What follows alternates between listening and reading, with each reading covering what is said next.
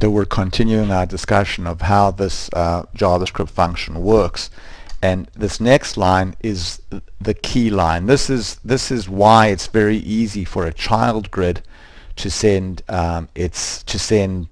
commands to a parent grid, because as you recall, I earlier mentioned that a child grid can only have one parent, and so there's built right into Alpha 5 a method to get the parent object. So you can see right there in the list of grid objects, methods, if I go here and say parent, you can see it right there. There's a method built right in to get the parent ID.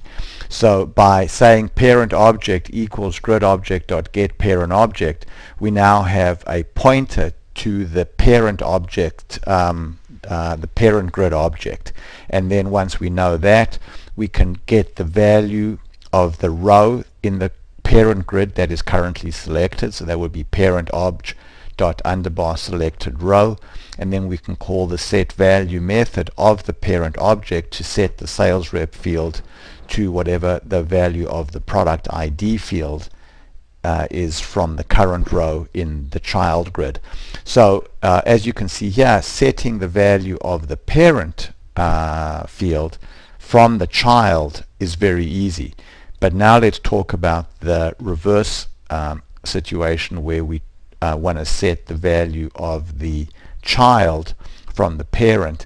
And now the problem that we're facing is that the parent can have more than one child, so there's no just built-in Alpha 5 method that allows you to get the ID of the child grid. So there are different techniques that you can use to do this, and we're going to discuss those techniques now.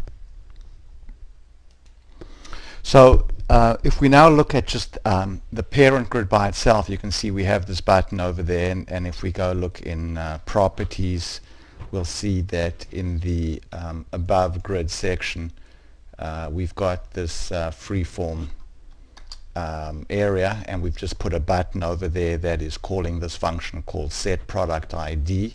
And if we go look at set product ID, we'll see some code here that will set the value of the product ID field in the child grid. So let's run this first, see how it works, and then come back and explain how it works. So we'll go here to product ID, we'll open up the grid there and give focus, say, to the second row, and the value that of sales rep here, which is Delanowitz, is going to be copied into that field when I press this button. So we'll click this button there, we just have an alert, then we click again, another alert on row 2, and there's the value. So what we've just done right now is read the value of this control and updated a value in the child control. So in this case we have a button that is calling a method of a child of this parent.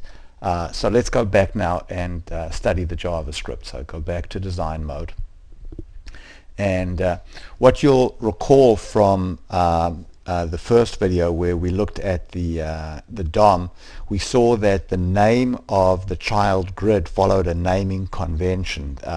So for example, it was the alias of the parent grid, then the row expander row that was open, so in this case say it could either be row 1 or row 2, and then if it was the first or the second or the third grid in the tab list of grids in the row expander, followed by underbar grid obj. So that's the naming convention of the child grids in the row expander.